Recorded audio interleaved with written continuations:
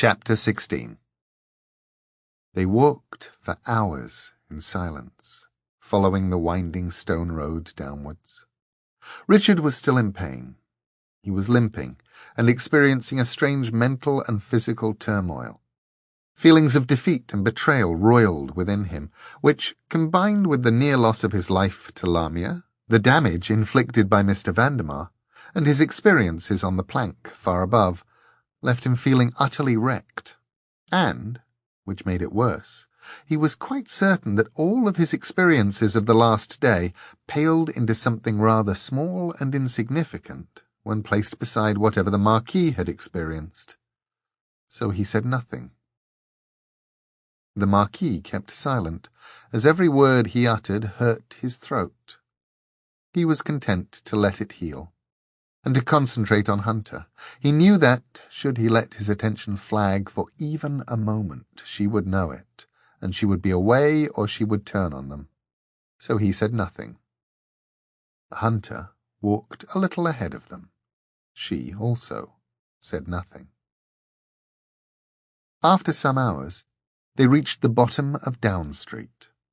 The street ended in a vast cyclopean gateway, built of enormous rough stone blocks. Giants built that gate, thought Richard, half-remembered tales of long-dead kings of mythical London churning in his head, tales of King Bran and of the giants Gog and Magog, with hands the size of oak trees and severed heads as big as hills.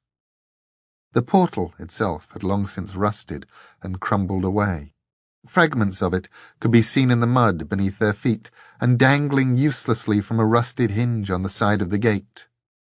The hinge was taller than Richard.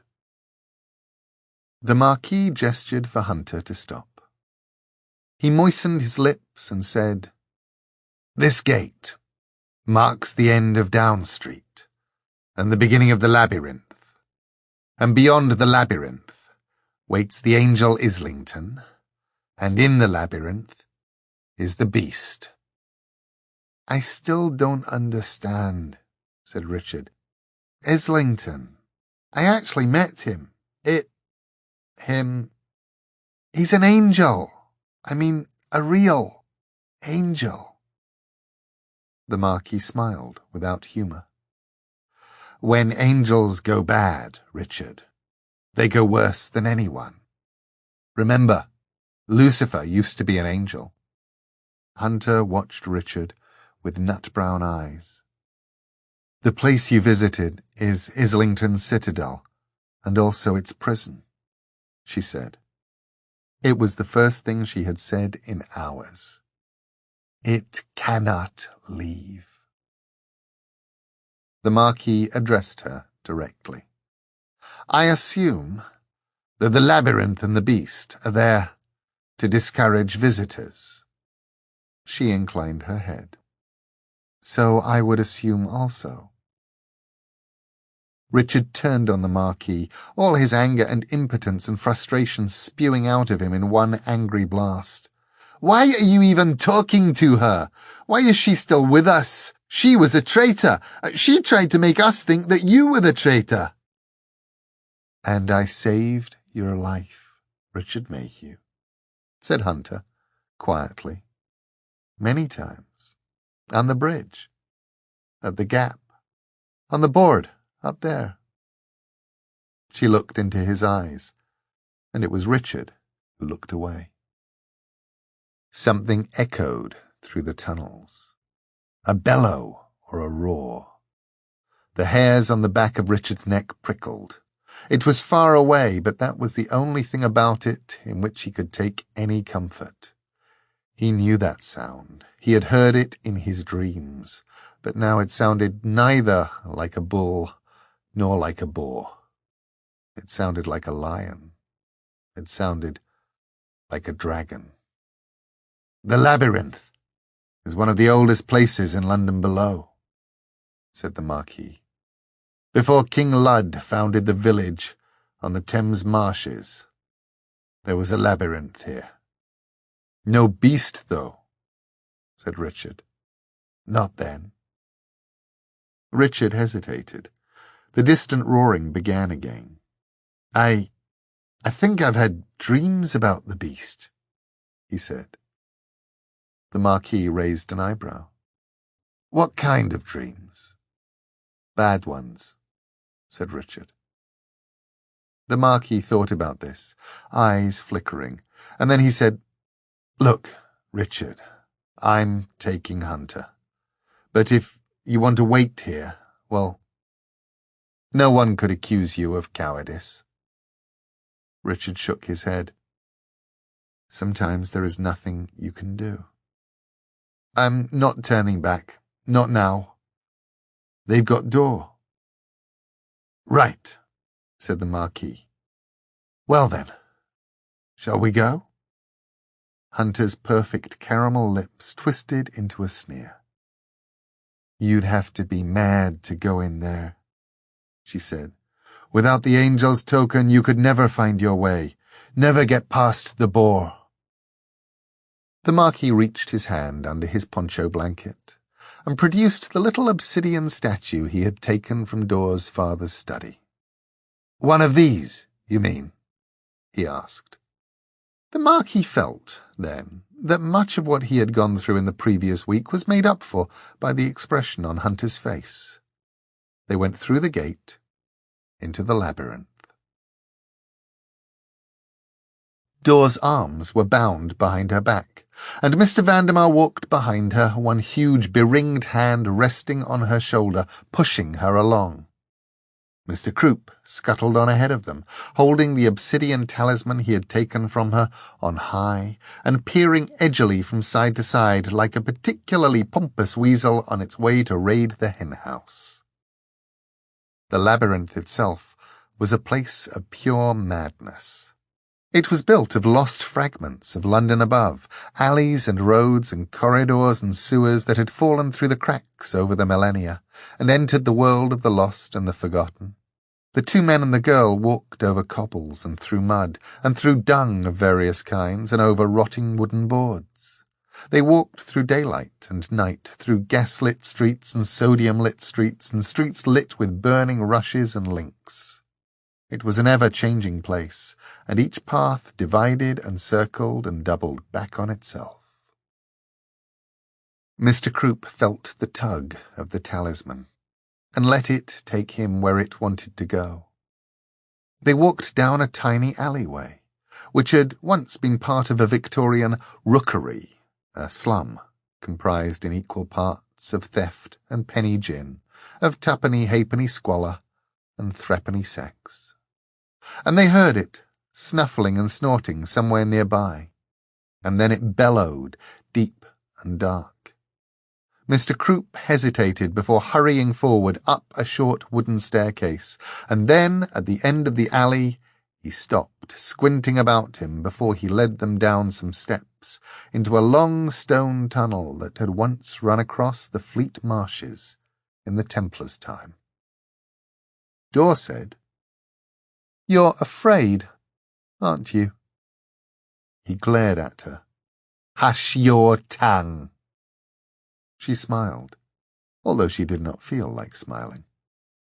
"You're scared that your safe conduct token won't get you past the beast. What are you planning now? To kidnap Islington? Sell both of us to the highest bidder?" "Quiet," said Mr. Vandermeer, but Mr. Croup simply chuckled, and Dor knew then that the angel Islington was not her friend. She began to shout, "Hey, Beast! We're over here! Yoo-hoo, Mr. Beast!" Mr. Vandermeer cuffed her head and knocked her against the wall. "Said to be quiet," he told her calmly. She tasted blood in her mouth and spat scarlet on the mud. Then she opened her mouth to begin shouting once more. Mr. Vandermeer, anticipating this, had taken a handkerchief from his pocket and forced it into her mouth. She tried to bite his thumb as he did so, but it made no appreciable impression on him. "Now you'll be quiet," he told her. Mr. Vandermeer was very proud of his handkerchief, which was spattered with green and brown and black, and had originally belonged to a rather overweight snuff dealer in the 1820s who had died of apoplexy and been buried with his handkerchief in his pocket. Mr. Vandermeer still occasionally found fragments of snuff merchant in it, but it was, he felt, a fine handkerchief for all that. They continued in silence. In its rock hall, at the end of the labyrinth, which was its citadel and its prison, the angel Islington was doing something it had not done in many thousands of years. It was singing. It had a beautiful voice, melodious and sweet. Like all angels, it had perfect pitch. Islington was singing a song by Irving Berlin, and it danced gracefully as it sang, executing slow and flawless moves and steps in its great hall filled with candles. "Heaven," sang the angel. "I'm in heaven, and my heart beats so that I can hardly speak." It ceased to dance when it reached the black door in its chamber, the door made of flint and tarnished silver. It ran its fingers slowly over the surface of the door, pressed its cheek to the door's cold surface, and it continued more quietly to sing, "Heaven, I'm in heaven, I'm in heaven, I'm in heaven." And then it smiled, gently and sweetly, and the smile of the angel Islington was a monstrous thing to behold. It spoke the words then to itself, repeating them over and over, the syllables hanging bleakly in the air in the candle-lit darkness of its chamber. "I'm in heaven," it said. Richard made another entry in his mental diary. "Dear Diary," he thought. "Today I've survived walking the plank, the kiss of death, and a lecture on kicking.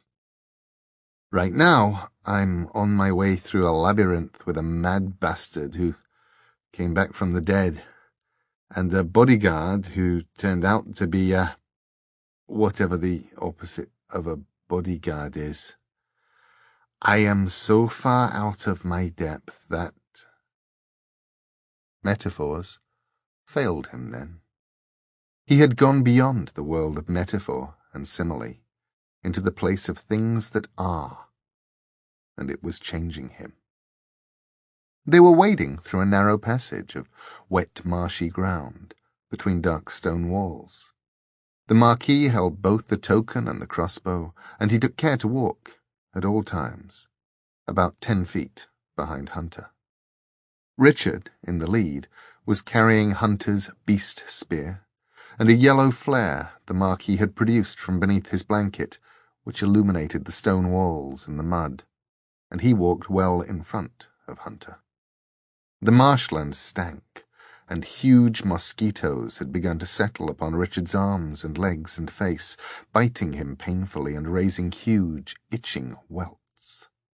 Neither Hunter nor the Marquis had so much as mentioned the mosquitoes. Richard was beginning to suspect that they were quite lost. It did not help his mood any that there were a large number of dead people in the marsh, leathery preserved bodies, and discoloured skeletal bones, and pallid, water-swollen corpses. He wondered how long the corpses had been there, and whether they had been killed by the beast, or by the mosquitoes. He said nothing as they walked on for another 5 minutes and 11 mosquito bites, and then he called out, "I think we're lost. We've been through this way before."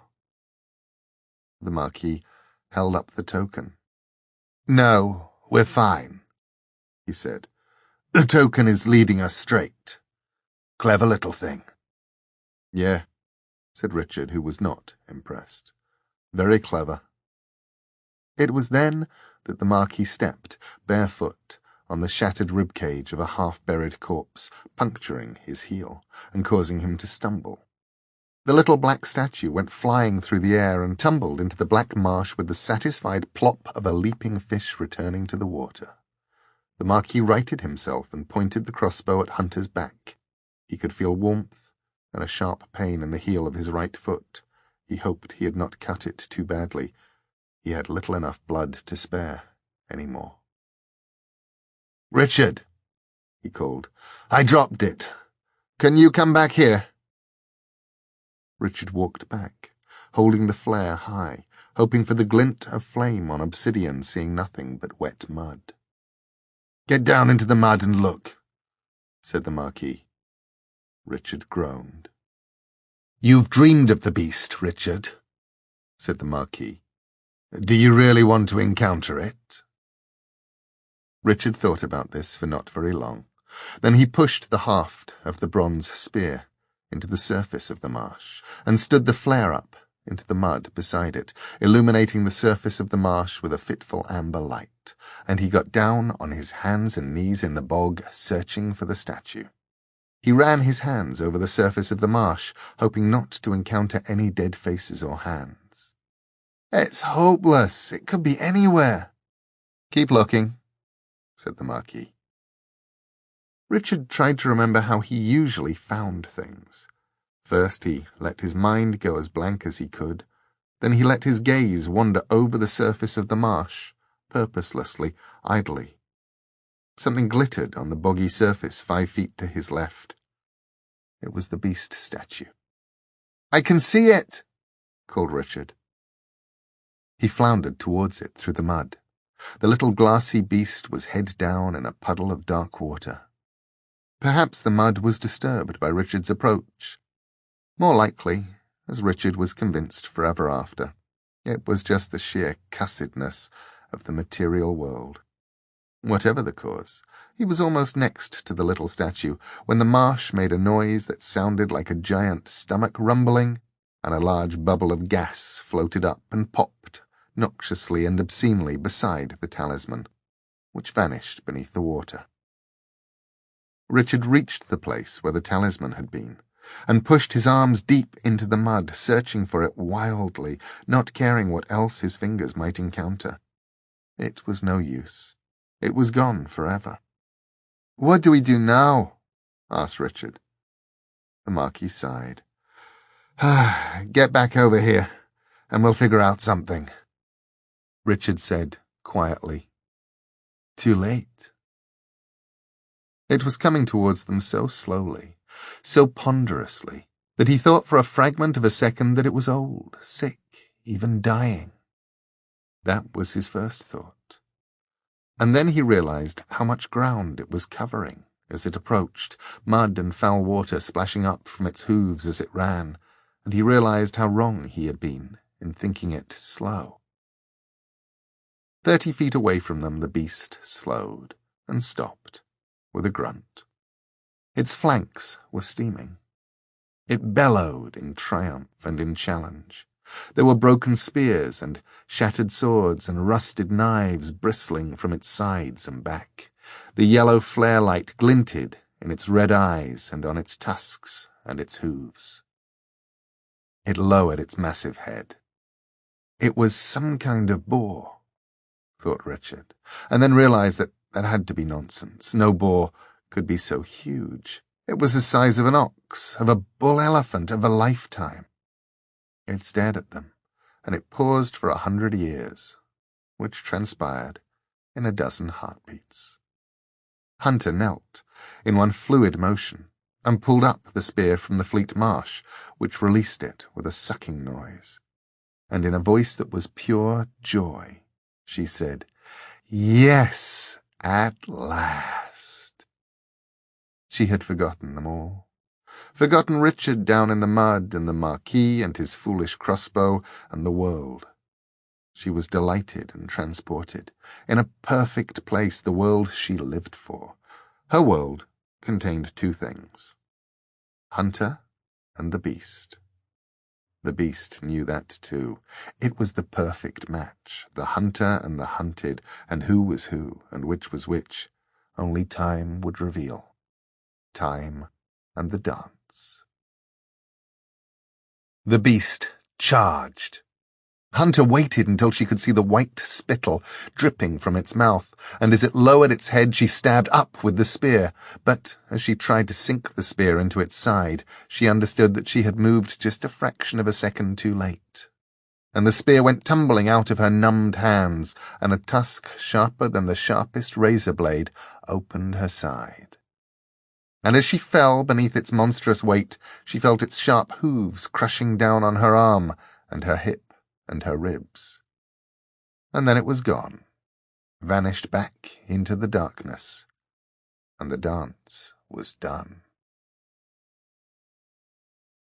Mr. Croup was more relieved than he would have admitted to be through the labyrinth, but he and Mr. Vandermeer were through it, unharmed, as was their prey.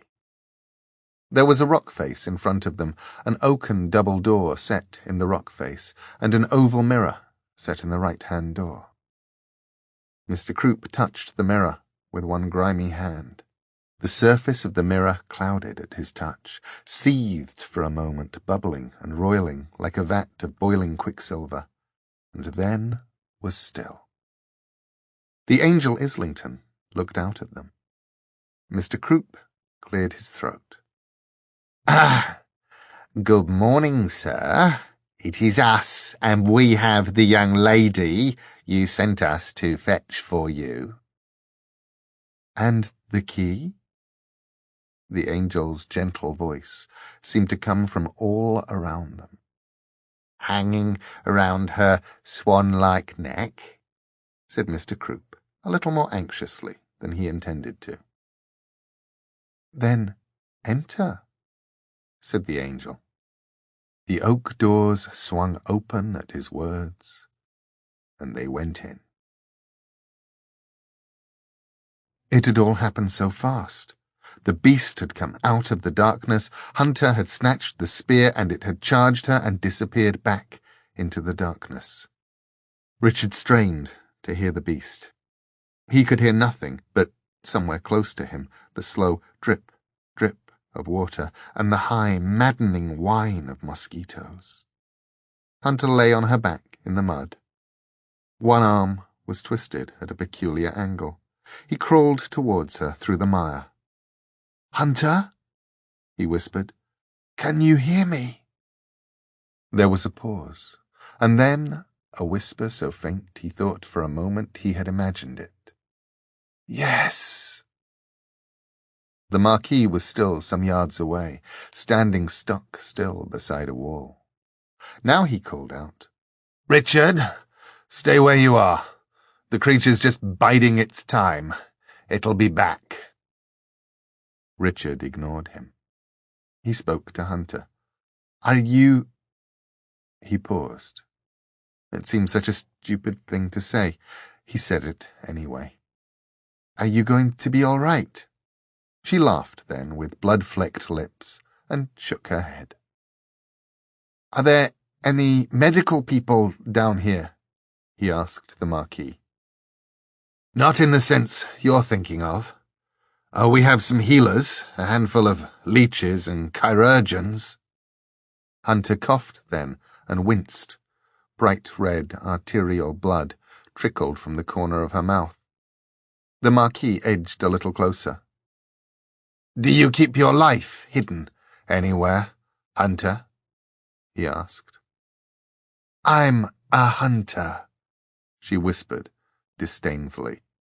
"We don't go in for that kind of thing." She pulled air into her lungs with an effort, then exhaled, as if the simple effort of breathing were becoming too much for her. "Richard, have you ever used a spear?" "No." "Take it," she whispered. "But do it." Her voice was low and urgent. "Pick it up. Hold it at the blunt end." Richard picked up the fallen spear. He held it at the blunt end. "I knew that bit," he told her. A glimmer of a smile breathed across her face. "I know." "Look," said Richard, feeling, not for the first time, like the only sensible person in a madhouse. "Why don't we just stay very quiet? Maybe it'll go away. We'll try to get you some help." And, not for the first time, The person he was talking to ignored him utterly. "I did a bad thing, Richard Mayhew," she whispered, sadly. "I did a very bad thing, because I wanted to be the one to kill the beast, because I needed the spear." And then, impossibly, she began to haul herself to her feet. Richard had not realized how badly she had been injured, nor could he now imagine what pain she must be in. He could see her right arm hanging uselessly, a white shard of bone protruding horribly from the skin. Blood ran from a cut in her side. Her rib cage looked wrong. "Stop it!" he hissed futilely. "Get down!" With her left hand, she pulled a knife from her belt, put it into her right hand, closed the nerveless fingers around the hilt. "I did a bad thing," she repeated, "and now I make amends." She began humming, then, humming high and humming low, until she found the note that made the walls and the pipes and the room reverberate, and she hummed that note until it felt like the entire labyrinth must be echoing to her hum. And then, sucking the air into her shattered ribcage, she shouted, "Hey, big boy, where are you?" There came no reply, no noise but the low drip of water. Even the mosquitoes were quiet. "Maybe it's gone away," said Richard, gripping the spear so tightly that it hurt his hands. "I doubt it," muttered the Marquis. "Come on, you bastard!" Hunter screamed. "Are you scared?" There was a deep bellow from in front of them, and the beast came out of the dark, and it charged once more. This time there could be no room for mistakes. "The dance," thought Hunter. "The dance is not yet over." As the beast came towards her, its horns lowered, she shouted, "Now, Richard! Strike! Under and up, now!" before the beast hit her, and her words turned into a wordless scream. Richard saw the beast come out from the darkness into the light of the flare. It all happened very slowly. It was like a dream. It was like all his dreams. The beast was so close he could smell the shit and blood animal stench of it, so close he could feel its warmth. And Richard stabbed with the spear as hard as he could, pushing up into its side, letting it sink in. A bellow, then, or a roar of anguish and hatred and pain. And then silence.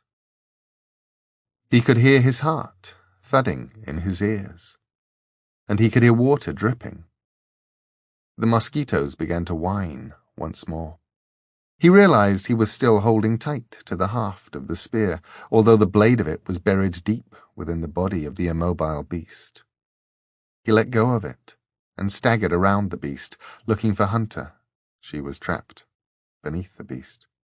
It occurred to him that if he moved her, pulling her out from under it, he might cause her death, so instead he pushed as hard as he could against the warm, dead flanks of the beast, trying to move it.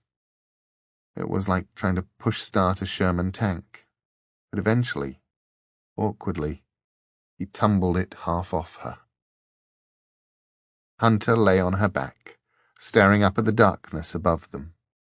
Her eyes were open and unfocused, and Richard knew, somehow, that they saw nothing at all. "Hunter?" he said. "I'm still here. Richard Mayhew?" Her voice sounded almost detached.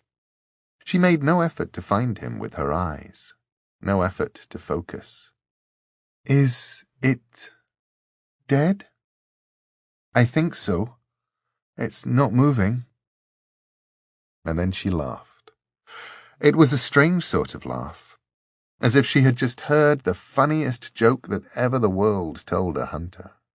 And between her spasms of laughter and the wet, racking coughs that interrupted them, she shared the joke with him. "You killed the beast," she said. "So now you're the greatest hunter in London below. The warrior." And then she stopped, laughing. "I can't feel my hands. Take my right hand." Richard fumbled under the beast's body and wrapped his hand around Hunter's chill fingers. They felt so small, suddenly. "Is there still a knife in my hand?" she whispered. Yes. He could feel it, cold and sticky. "Take the knife. She's yours." "I don't want your—" "Take her!" He pried the knife free from her fingers. "She's yours now," whispered Hunter. Nothing was moving, save her lips, and her eyes were clouding. "She's always looked after me. Clean my blood off her, though. Mustn't rust the blade.